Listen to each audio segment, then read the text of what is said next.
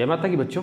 देखिए कुछ ऐसे प्रश्न हैं जो इम्पॉर्टेंट है, एग्जाम की दृष्टि से मोस्ट इम्पॉर्टेंट हैं। जैसे प्रश्न आ जाए √6 + √6 + √6, तो इसका उत्तर तो सभी लोग जानते होंगे। जैसे मैं इसके दो ऐसे फैक्टर कर लेता हूँ जिनके बीच अंतर केवल एक का रहे, जैसे 2, 3, 6। तो आप जानते हैं अगर प्लस का निशान लगा है यहाँ पर तो बड़ा वाला आंसर हो जाता है, अगर माइनस वाला निशान लगा है तो उत्तर छोटा वाला हो जाता है। जैसे मैंने एक प्रश्न दिया 12 - 12 - 12 ... एंड सो ऑन। तो जैसे ही आप इसके फैक्टर करोगे 3 × 12 और देखा यहाँ पर माइनस लगा है तो हमेशा छोटा वाला उत्तर हो जाता है।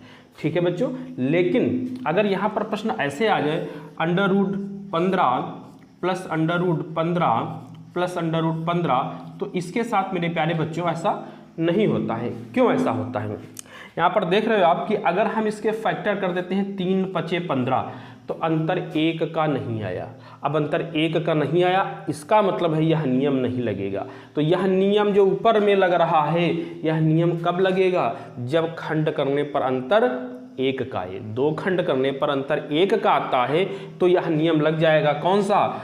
फैक्टर कर लो, माइनस लगा है तो छोटा वाला उत्तर, प्लस लगा है तो बड़ा वाला उत्तर। लेकिन अब इसके साथ क्या होगा? तो इसके साथ मैं आपको एक कॉन्सेप्ट दे रहा हूँ, उसको फॉलो कराइए, सब में लगेगा। क्या? जो भी डाटा दिया गया हो उसको 4 से गुणा करा के +1 कर दो। ठीक है, क्या कर दो? 4 से गुणा करा के +1/2। ठीक है, ये आपका रूट में होगा। ठीक है, उसके बाद +-1। +-1 क्यों?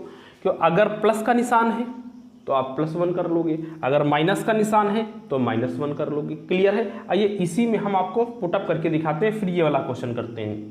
जैसे इस वाले में हमने लगाया तो 4 का भाग करिए 6 से, तो 6 चौक 24, 24 से 25, और 25 का वर्गमूल होता है 5, तो मैंने 5 लिख लिया।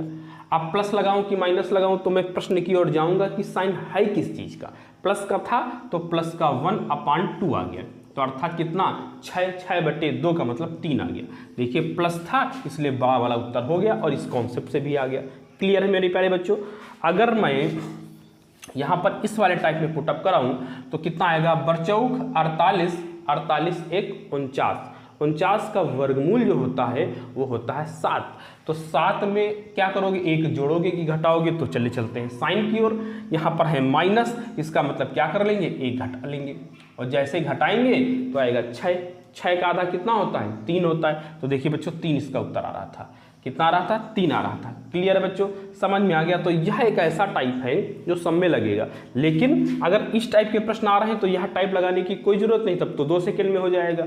लेकिन अगर इसके अलावा किसके अलावा इनके बीच खंड में 2 का अंतर ना हो, ऐसे प्रश्नों को हम लोग जल्दी कैसे लगाते हैं? तो ऐसे प्रश्नों को हम लोग इससे लगाएंगे। अब यहाँ पर 15 आ गया, तो 15 को क्या करेंगे मेरे प्यारे बच्चों? 15 चौकू 60 × 61, यहाँ पर कितना आ गया? √61 + 1/2, क्योंकि प्लस लगा था इसलिए प्लस लगा दिया। ठीक है, 15 चौकू 60 × 61, 61 के बाद क्या करेंगे हम लोग? +1 कर लेंगे। +1 क्यों किया? क्योंकि प्लस का यहाँ पर निशान था। क्लियर है बच्चों? तो इसका राइट आंसर है √61 + 1/2। ध्यान रखना ये जो 1 है ये रूट के बाहर है। अगला प्रश्न लेते हैं। जैसे मैंने कहा √13 + √13 + √13 ... एंड सो ऑन। तो यहाँ पर क्या आंसर होगा? आप देख रहे हैं 13 को तुरंत हम 4 से मल्टीप्लाई करा देंगे, तो 13 चौकू 52 × 53, √53 + 1/2 इसका आंसर आ गया।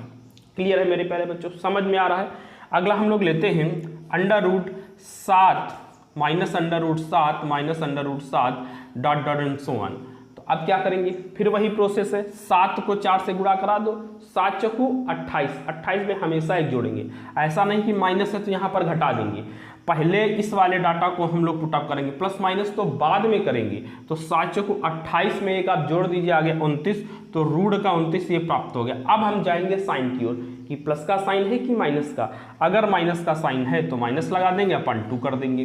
क्लियर है मेरे प्यारे बच्चों? समझ में आ रहा? क्लियर है? आ गया समझ में? तो इस प्रकार से हम सारे प्रश्नों को आसानी से बना लेंगे। अगर इसके बाद भी आपको कोई दिक्कत है तो कमेंट्स करिए, कमेंट्स बॉक्स में हम उस समस्या को भी सॉल्व करने की कोशिश करेंगे। ठीक है? जय माता दी बच्चों।